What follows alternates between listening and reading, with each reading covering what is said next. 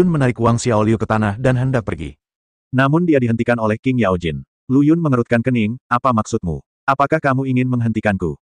King Yaojin menggelengkan kepalanya dan berkata, orang-orangku tidak mempercayaimu, tapi aku percaya. Bisakah kamu membawaku keluar dari sini? Lu Yun mengerutkan kening lebih erat, dia pikir dia bisa melihat orang dengan sangat akurat, tapi dia tidak menyangka dia akan salah hari ini. Dia awalnya mengira King Yaojin adalah orang yang bertanggung jawab, tetapi dia ternyata adalah orang yang rakus hidup dan takut mati, dan meninggalkan sukunya demi keselamatannya sendiri. Meskipun dia muak dengan King Yaojin di dalam hatinya, Lu Yun tetap menyetujui permintaannya. Tidak mungkin, Lu Yun selalu memiliki toleransi yang tak terbayangkan terhadap wanita cantik. Jika itu laki-laki, Lu Yun akan menyesal telah tinggal di klan iblis dan kolam pencerahan iblis begitu lama jika dia hanya mengeluarkan kotorannya.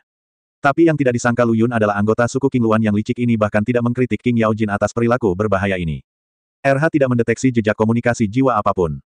Dia penasaran, tapi Lu Yun tidak mau repot-repot menyelidikinya. Begitu saja, Lu Yun dan Wang Xiaoliu terbang di depan, King Yaojin mengikuti di belakang tanpa mengucapkan sepatah kata pun, dan klan King Luan, yang dipimpin oleh wanita tua itu, semuanya tertinggal di belakang. Lu Yun memandangi kepala botak Wang Xiaoliu yang berkilau dan bercanda, gaya rambut ini cukup modis. Apakah Anda masih berani mengatakan bahwa jika bukan karena Anda, saya akan menderita seperti ini? Wang Xiaoliu mengeluh, 1 jam 3/4. Tahukah Anda bagaimana saya menghabiskan 1 jam 3/4 ini? Petik 2. Tidak mungkin. Ada yang tertunda. Kemudian, saat Lu Yun bergegas, dia menceritakan apa yang terjadi di luar dengan singkat dan padat, menghindari poin-poin penting. Aku tahu Gu Changsheng, wanita jalang penipu ini, tidak punya niat baik. Aku pasti akan mengulitinya hidup-hidup saat kita keluar. Wang Xiaoliu berkata dengan marah. Berdasarkan kekuatanmu saat ini, kamu harus didorong ke tanah dengan ledakan. Kata Lu Yun setelah menilai kekuatan antara Wang Xiaoliu dan Gu Changsheng. Kentut, Gu Changsheng benar-benar pecundang. Aku bisa membunuhnya seketika hanya dengan 1 tangan. Wang Xiaoliu berkata dengan nada menghina. Bagaimanapun, dia dan Gu Changsheng telah bersama selama lebih dari setahun. Wang Xiaoliu masih sangat menyadari kekuatan Gu Changsheng. Meskipun dia berada di puncak alam abadi surgawi Tai, dia jelas bukan pemimpin di dunia ini. Ding Tian hanya berada di level menengah dan atas. Wang Xiaoliu cukup percaya diri dengan Gu Changsheng, yang berada di level menengah ke atas. Lu Yun memandang Wang Xiaoliu yang sedang mengumpat, dan sudut mulutnya sedikit terangkat. Mungkin ada pertunjukan bagus lainnya untuk ditonton nanti. Bagaimana kabar Nona Seng Sui dan teman-temannya sekarang? Sekarang setelah Anda memasuki dunia rahasia, siapa yang merawat mereka? Wang Xiaoliu bertanya. Kondisi mereka kurang baik, tapi luka mereka sudah stabil. Saya sudah meminta Ping Sui untuk merawat mereka. Jangan khawatir. Kata Lu Yun. Wang Xiaoliu. Ketika Wang Xiaoliu mendengar ini, dia sangat marah. Meskipun dia dikatakan sebagai reinkarnasi dari dunia atas, dia masih mengetahui identitas Ping Sui, pemilik menara Tiandi. Lu Yun meninggalkan Seng Sui dan Seng Sui dalam perawatannya. Bukankah ini seekor domba yang memasuki mulut harimau? Lu Yun, apakah kamu melakukan kesalahan? Bukankah kamu mendorong Nona Seng Sui dan yang lainnya ke dalam lubang api? Setelah mendengar ini, Lu Yun teringat bahwa dia lupa memberitahu Wang Xiaoliu bahwa Ping Sui juga dikendalikan. Selama pertengkaran ini, tekanan darah Wang Xiaoliu seperti menaiki roller coaster, naik dan turun. Untungnya, celah ruang itu tidak jauh, jika tidak, pembuluh darah Wang Xiaoliu akan pecah oleh Lu Yun. Sukumu sepertinya tidak mau melepaskanmu. Mereka semua mengikutimu, kata Lu Yun sambil melihat suku King Luan di belakangnya yang mengikutinya sepanjang jalan. Jangan khawatirkan mereka, wanita yang tidak berperasaan. Lu Yun berkata sambil tersenyum. Kemudian sebuah pukulan menghancurkan ruang di depan mereka, dan kekuatan hisap yang kuat langsung menyedot mereka bertiga dan menghilang. Yao Jin, masa depan seluruh klan King Luan ada di tanganmu. Kamu harus berhasil, kata wanita tua itu dalam hati. Lu Yun dan yang lainnya kembali ke pintu masuk gua sebelumnya. Ledakan, suara apa itu? Kata Wang Xiaoliu sambil melihat sekeliling. Di mana kamu melihat? Di bawah, kata Lu Yun sambil menunjuk ke arah Gu Changsheng yang sedang melakukan burpe di bawah. Iblis, iblis, Wang Xiaoliu dan King Yaojin berkata serempak. Memang benar dia iblis, tapi dia juga Gu Changsheng. Xiao Liuzi, bukankah kamu baru saja mengatakan kamu ingin membunuh Gu Changsheng seketika dengan 1 tangan? Silakan. Lu Yun berkata sambil tersenyum jahat. Wang Xiaoliu melirik lekuk otot rumit di lengan Gu Changsheng, diam-diam menelan ludahnya, dan berkata, aku merasa tidak enak badan hari ini, jadi aku akan melepaskannya sekarang. Aku akan memberinya pelajaran di lain hari, lain hari. Lu Yun memutar matanya, ketakutan hanyalah ketakutan. Kamu sangat keras kepala. Siapa bilang aku takut? Aku hanya terluka dan tidak bisa menggunakan kekuatan penuhku. Lu Yun terlalu malas untuk merawatnya, tapi memandang King Yaojin yang terlihat bingung dan berkata, ini adalah dunia atas, sekarang kamu bebas, kamu bisa pergi kemanapun kamu mau. King Yaojin mendapatkan kembali ketenangannya dan bertanya dengan ragu-ragu, bahkan dengan rendah hati, apakah ada setan di dunia atas sekarang? Tidak, yang ini seharusnya menjadi satu-satunya di seluruh dunia atas. Dan dia bukanlah iblis sungguhan. Dia diubah dengan menggunakan sisa tentara yang tersisa dari zaman kuno dan menyerap kekuatan iblis di atas. Begitu Lu Yun selesai berbicara, dia mendengar suara letupan dan King Yaojin berlutut di depannya lagi. Lu Yun sepertinya pernah melihat pemandangan familiar ini sebelumnya. Tuan Lu, tolong bawa orang-orangku ke sini juga. Kami, klan King Luan, bersedia membalas budimu seperti sapi dan kuda. Bahkan. King Yaojin menggigit bibir dan giginya, dan dengan malu-malu melepas gaun sutra panjang setipis sayap jangkrik. Wang Xiaoliu hanya ingin menikmatinya. Tiba-tiba dia merasakan langit yang gelap semakin gelap, dan sepasang tangan besar menutupi matanya. Kami belum menunggu Wang Xiaoliu mengetahui situasinya. Tiba-tiba saya merasakan sakit yang menusuk di pantat saya, dan seluruh tubuh saya terguling menuruni gunung.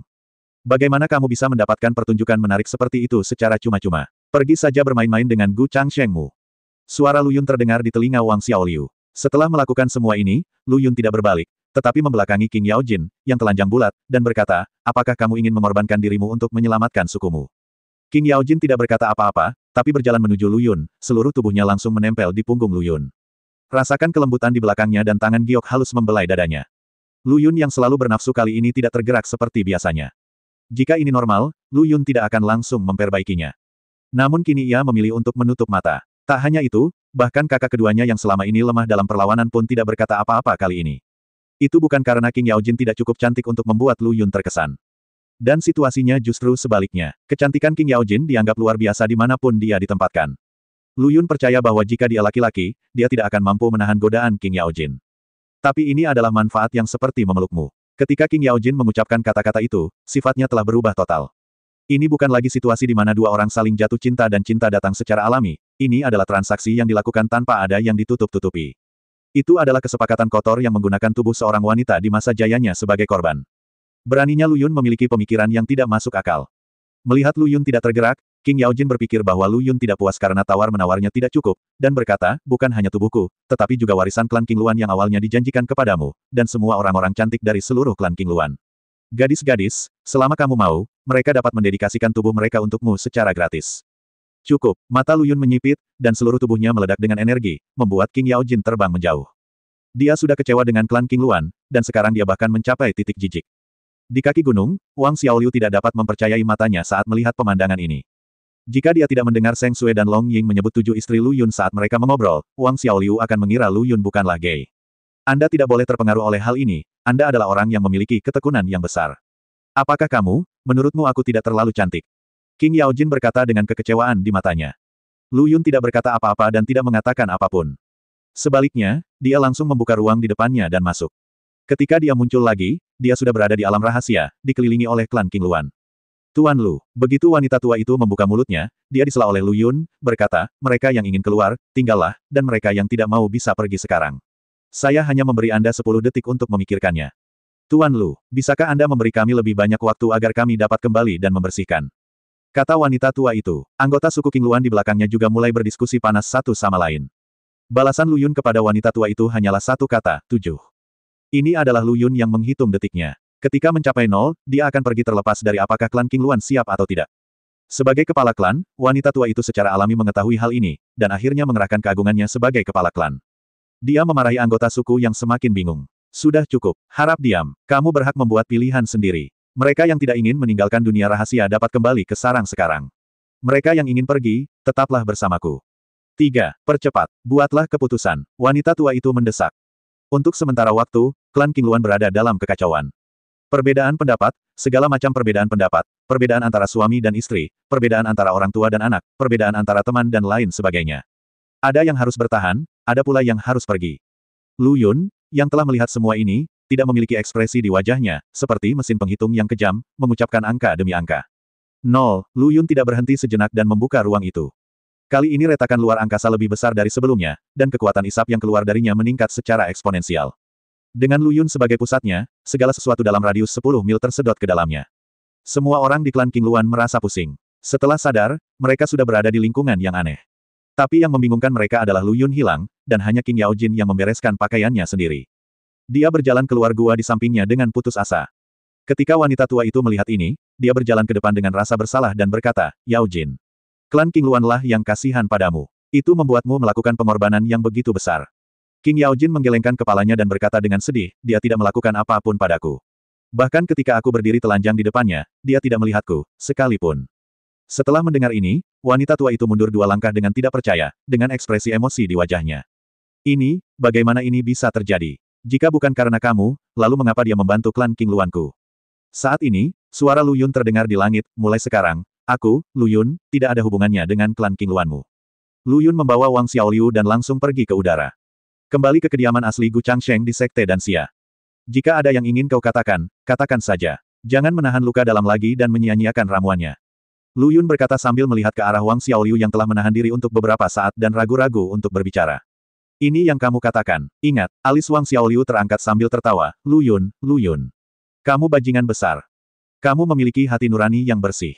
Lu Yun biasanya tidak marah, tetapi berkata dengan perasaan lega, aku berjanji kepada mereka sebelumnya bahwa aku akan membawa mereka keluar dari dunia rahasia. Kata-kata seorang pria sulit untuk dikejar. Tidak baik. Pertama, aku, Lu Yun, tidak mungkin tidak adil. Wang Xiaoliu, dia benar-benar tidak menyangka bahwa Lu Yun, yang tidak berhubungan sepanjang hari, akan memiliki rasa tanggung jawab yang begitu kuat. Memang benar dia sedikit terkesan. Tapi, aku tidak terlalu suka caramu berbicara barusan. Jadi aku memutuskan untuk membantumu melakukan perbaikan fisika buatan. Lu Yun berkata sambil mengepalkan tinjunya. Wang Xiaoliu. Senyuman jahat di wajahnya membuat Wang Xiaoliu merasa seluruh tubuhnya berbulu. Gudong, bolehkah aku menarik kembali perkataanku sebelumnya? Sudah terlambat. 1 menit telah berlalu dan tidak dapat dibatalkan. Jeritan seperti babi yang disembelih bergema di langit malam Sekte Danxia, dan sulit untuk menenangkan diri untuk waktu yang lama. Pemandangan itu begitu berdarah sehingga ikan mas di kolam menutupi matanya dengan siripnya. Sungguh kejam. Panggilan. Lu Yun menghela nafas lega. Emosi yang sebelumnya tertekan akhirnya dilepaskan dan kabut akhirnya hilang. Jika kamu berani menertawakannya, Lu Yun, kamu benar-benar malu. Setelah melakukan semua ini, Lu Yun memasuki ruang Flame Mountain sambil menyenandungkan sebuah lagu. Adapun kondisi Wang Xiaoliu yang menyedihkan, tidak bisa lagi digambarkan sebagai mengerikan. Kepalanya yang botak, sudah bengkak. Berhenti berkelahi, jangan berkelahi lagi. Begitu Lu Yun memasuki ruang Flame Mountain, dia melihat Seng Sui dan Long Ying bertarung melawan Ping Sui. Tamparan lagi di wajah dan pencabutan rambut. Adegan itu cukup kejam, bahkan dibandingkan dengan pendidikan cinta Lu Yun kepada Wang Xiaoliu barusan, yang bahkan lebih baik dari pendidikan cinta anak-anaknya. Lu Yun bahkan tidak dapat membayangkan jika dia tidak masuk, Ping Sui akan mati secara tragis. Apakah ini 3 wanita yang dirumorkan dalam satu drama? Lu Yun, kenapa kamu ada di sini? Mungkinkah kamu juga ditangkap oleh orang-orang dari Menara Tiandi? Long Ying bertanya dengan heran. Kita akan membicarakan ini nanti. Saudari, tolong lepaskan tanganmu dulu.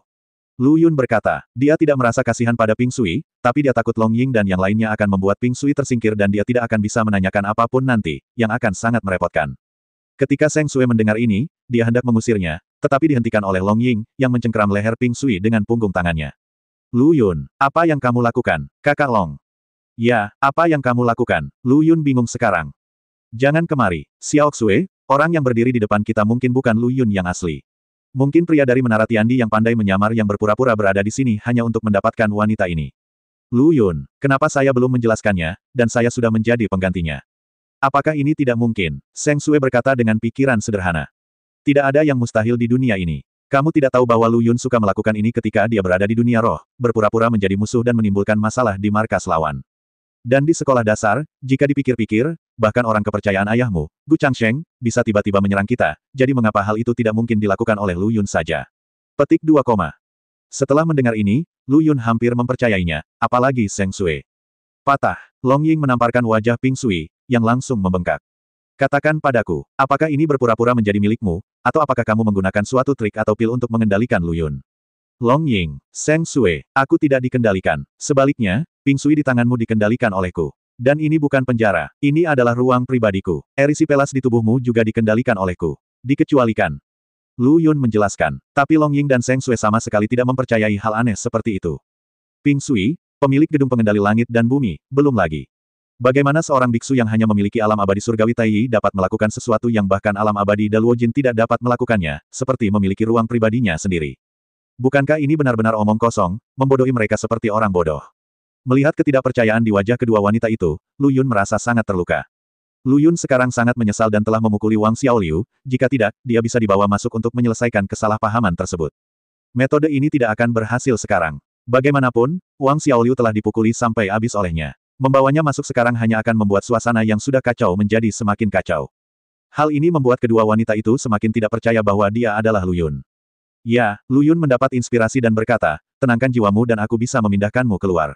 Ini akan membuktikan bahwa kamu benar-benar berada di ruang pribadiku. Jangan percaya kebohongannya, Xiaoxue. Dia sudah ingin menyerang kita saat kita lengah. Lawan kita.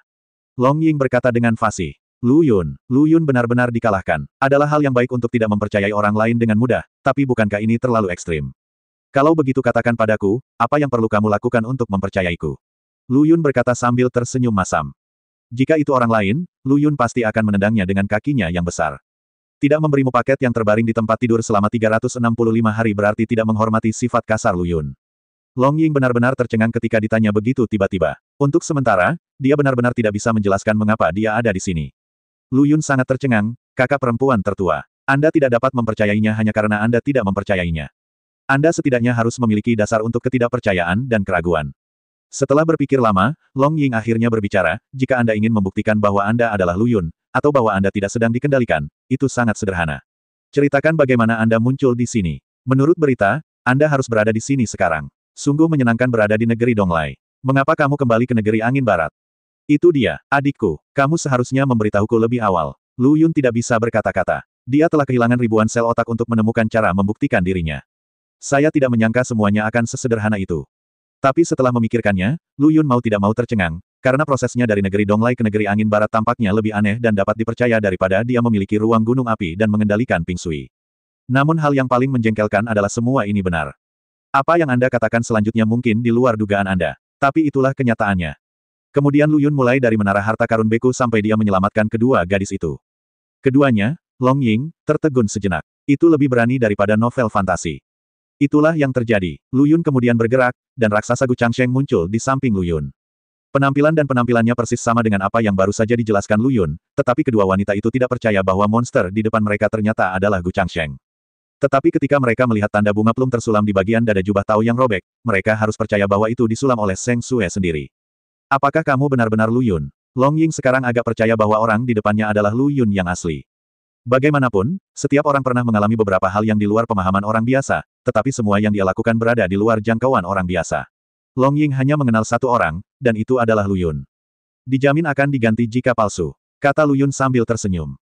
Lu Yun, Seng Sue melemparkan dirinya ke pelukan Lu Yun dan menangis dengan keras. Kupikir aku tidak akan pernah melihatmu lagi. Kamu tidak tahu, aku sangat takut akhir-akhir ini, sangat takut.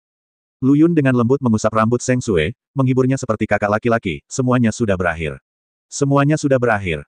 Long Ying menggaruk kepalanya karena malu. Saat dia memikirkan adegan di mana dia mempersulit Lu Yun barusan, dia ingin menggali lubang dan merangkak masuk. Ini sungguh memalukan. Ketika teman bertemu kembali, mereka selalu memiliki topik yang tak ada habisnya untuk dibicarakan, masing-masing menceritakan tentang keadaan dan perubahan mereka selama periode ini. Namun saat dia berbicara, dia terdiam. Kenon dan yang lainnya ditangkap oleh Beidi. Kamu tahu ini, Lu Yun?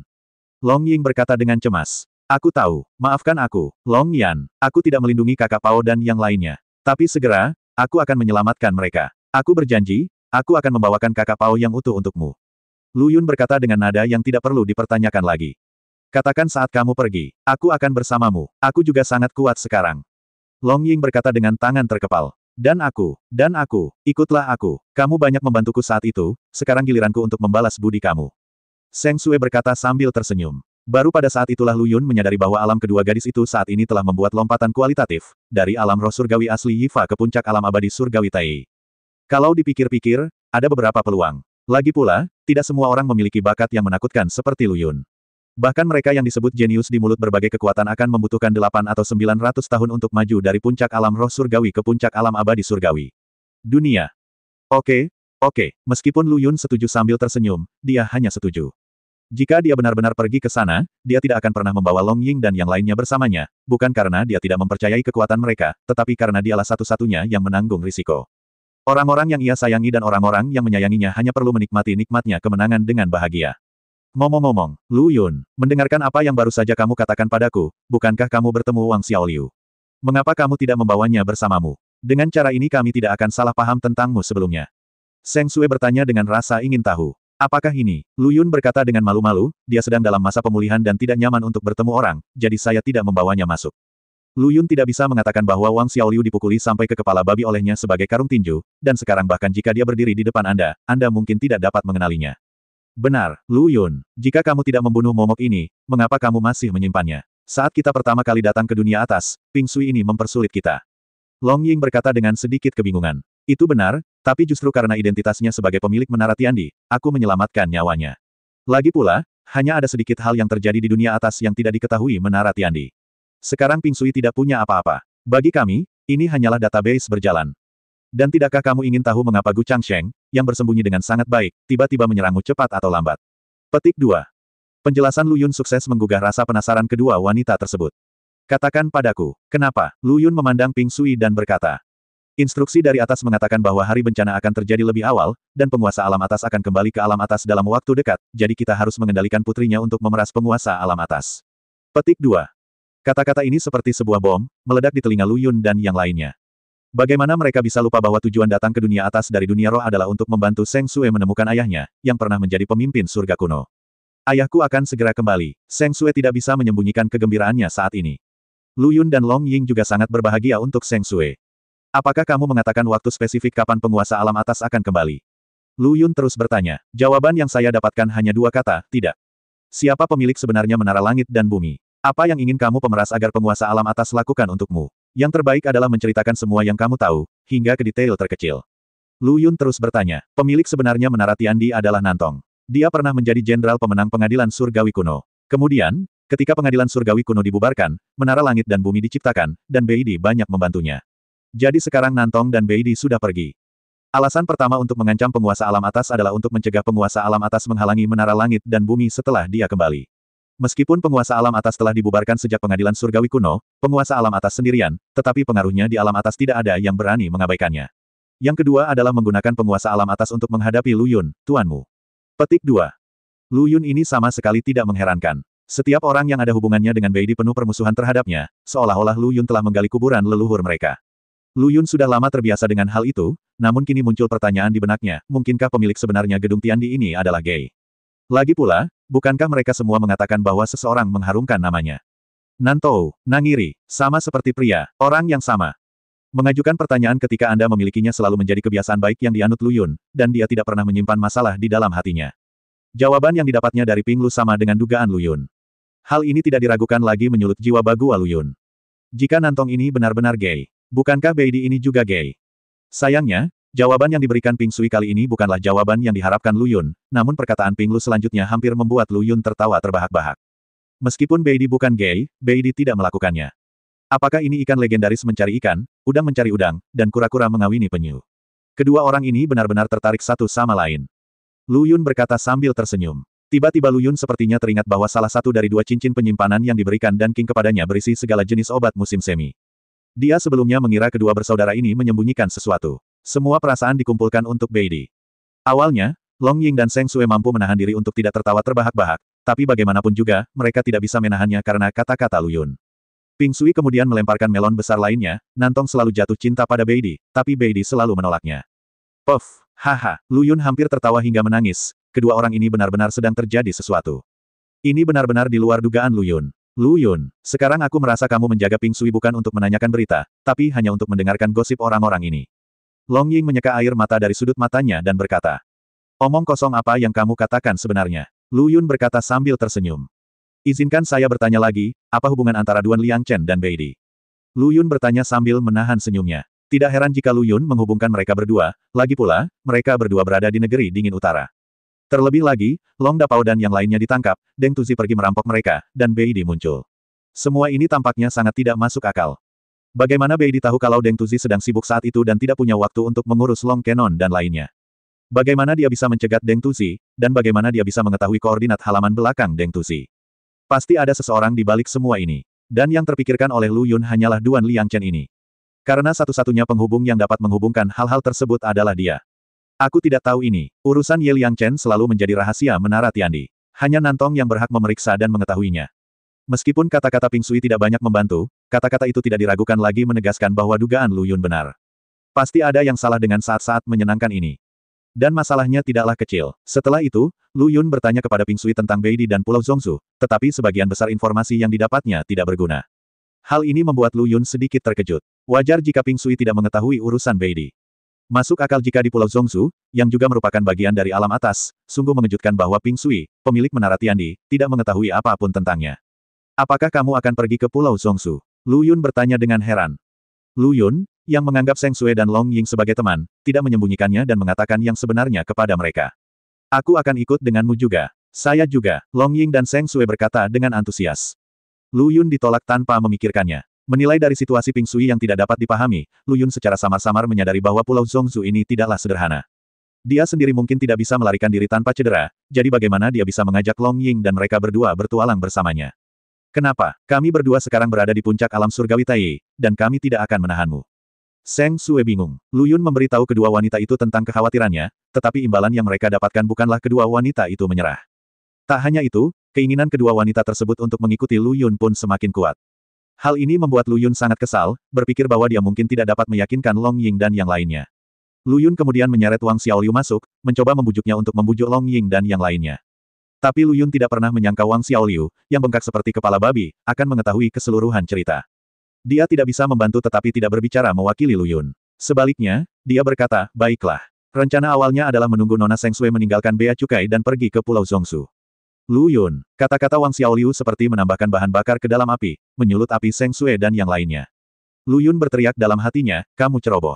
Tidak ada lampu kilat. Jika saya tahu, saya seharusnya meminta Wang Xiaoliu keluar sekarang. Tidak apa-apa sekarang. Lu Yun berkata bahwa tidak ada yang bisa menggoyahkan tekad kedua gadis itu untuk pergi ke Pulau Zhongzhou. Bahkan jika Lu Yun tidak membawa kedua gadis itu ke sana, kemungkinan besar mereka akan pergi sendiri, yang akan lebih berbahaya. Lu Yun bahkan lebih khawatir. Tidak ada cara lain, Lu Yun hanya bisa mencoba yang terbaik untuk membiarkan mereka tinggal di ruang Flame Mountain sambil membawa kedua gadis itu bersamanya. Tentu saja, Long Ying dan yang lainnya tidak setuju 10.000 kali, tetapi untungnya, Wang Xiaoliu kali ini tidak bingung dan memiliki pendapat yang sama dengan Lu Yun. Melalui lidahnya yang tajam, mereka akhirnya mampu meyakinkan Long Ying dan istrinya. Setelah masalah ini selesai, Lu Yun memberikan semua ramuan yang dia peroleh dari alam rahasia Sekte dan Xia kepada Long Ying dan yang lainnya agar mereka dapat pulih dari luka mereka. Tentu saja, sebelum itu, Lu Yun sudah mengeluarkan Daluo Jindan di dalamnya. Bagaimanapun, daya tarik benda ini bagi orang biasa tidak bisa diremehkan. Bagaimana jika Long Ying dan Seng Sui mau tidak mau merayu mereka? Hal-hal lain, Lu Yun akan menjadi orang berdosa selama-lamanya. Lagi pula, dengan bakat budidaya kedua gadis itu, tahap awal negeri dongeng emas bukanlah akhir dari budidaya mereka. Setelah semuanya diatur, Lu Yun pergi bersama Wang Xiaoliu, yang juga ingin tinggal. Lu Yun dapat mentolerir Long Ying dan kedua gadis itu menikmati kesuksesan mereka, tetapi bagi Wang Xiaoliu, tidak mungkin kecuali gadis ini melakukan perubahan jenis kelamin. Xiao Liuzi, kemasi barang bawaanmu, dan aku akan keluar untuk menyelesaikan beberapa hal. Lu Yun meninggalkan sepatah kata pun dan menghilang ke langit yang akan menyambut fajar. Sebelum meninggalkan negeri angin barat, dia masih memiliki satu hal yang sangat penting untuk dilakukan, membunuh Antek Beidi, Bai Ye. 3 atau 4 hari yang lalu, Bai Ye, yang terluka parah akibat penggunaan Jushen Sujiang dari jarak jauh oleh Lu Yun, ditanami tanda jiwa oleh RH. Sekarang tandanya menunjukkan bahwa gadis ini belum meninggalkan negeri angin barat. Dia benar-benar tidak tahu bagaimana hidup atau mati. Mengikuti bimbingan RH, Lu Yun sampai di halaman luas di kota. Halaman yang luas ini adalah rumah tangga terbesar di kota ini, dan mungkin bisa dikatakan sebagai orang kaya. Lu Yun awalnya berpikir bahwa meskipun Bai Ye tidak meninggalkan negeri angin barat, dia harus bersembunyi di sudut dan celah gunung yang dalam dan hutan tua untuk memulihkan luka-lukanya, tapi dia tidak menyangka bahwa dia akan berani melakukannya, tinggal di kota. Terlebih lagi, kota ini adalah kota yang sama di mana dia terluka parah oleh Lu Yun. Tempat paling berbahaya adalah tempat teraman, kalimat ini sangat dipahami oleh Bai Ye. Namun, trik ini tidak masalah bagi orang lain, tetapi bagi Lu Yun, sepertinya itu tidak cukup. Saudaraku, anak ini sangat berani. Dia masih ingin bermain sekarang. Kata RH, Lu Yun tidak banyak bicara dan langsung mengeluarkan auranya. Di halaman luas, Bai Ye sedang menikmati kenikmatan ikan dan air. Seluruh tubuhnya tiba-tiba menegang, dan wajahnya yang sangat mabuk menjadi sangat malu. Paman, ada apa? Lanjutkan. Di bawah Bai Ye, seorang wanita cantik berkata dengan nada menyanjung, menggambar lingkaran kecil di dada Bai Ye dengan tangan kecilnya. Dia akan mencapai puncak kenikmatan dan bahkan memutar pinggangnya. Menghadapi godaan seperti itu, Bai Ye pasti akan memenuhi permintaannya dan membuat matanya menjadi putih dan mulutnya berbusa. Tapi sekarang, dia bahkan tidak punya waktu untuk mendapatkan pakaiannya, jadi dia menerobos atap dan langsung menuju matahari yang akan terbit. Cahaya fajar menyinari dirinya, namun masih belum bisa menghilangkan aura kematian yang kuat dari tubuhnya. Bai Ye tidak tahu bagaimana pihak lain menemukannya di tanah luas angin barat, perlahan-lahan dipenuhi orang. Tapi sekarang, sudah terlambat untuk memikirkan hal ini lagi. Suara yang tidak ingin didengar Bai Ye terdengar di telinganya, lama tidak bertemu. Antek Beidi. Sesosok hitam menghalangi jalannya. Lu Yun, biar ku beritahu. Aku orang yang populer di sekitar Beidi. Sebaiknya kau lepaskan aku, kalau tidak Beidi tidak akan melepaskanmu. Bai Ye meraung marah, tapi kakinya yang gemetar mengungkapkan pikirannya yang sebenarnya. Jika kamu mengatakan itu, meskipun Raja Surga datang ke sini hari ini, aku tidak akan bisa menyelamatkan hidupmu. Di halaman yang luas, pelayan yang sedang membersihkan halaman melihat apa yang terjadi di langit dan bergegas memberi tahu tuannya. Segera 3 sosok terbang keluar dari halaman dan memblokir Bai Ye. Bocah bodoh, beraninya kamu datang ke wilayah keluarga Yuan kami untuk menjadi liar. Kamu bahkan mengganggu tamu terhormat keluarga Yuan kami tanpa mengetahui apakah harus hidup atau mati. Aku, monster tua, harus menguliti dan menjepitmu hari ini. Kata lelaki tua berambut putih yang merupakan pemimpin ketiga sosok itu. Aku menasihatimu, yang terbaik adalah jangan ikut campur dalam urusan orang lain, kalau tidak aku tidak akan keberatan ada beberapa nyawa lagi di tanganku. Haha, ini lelucon paling lucu yang pernah didengar monster veteranku seumur hidupku. Di mata monster veteran ini, Lu Yun hanyalah seorang biksu di puncak alam abadi surgawi. Di depan mereka bertiga dan alam abadi emas setengah langkah, dia berani mengucapkan kata-kata sombong seperti itu hanya meminta kematian. Adapun mengapa Lu Yun mampu mengejar Bai Ye, pemahaman ketiga orang tua ini adalah bahwa Bai Ye terluka dan kekurangan kekuatannya dapat ditoleransi.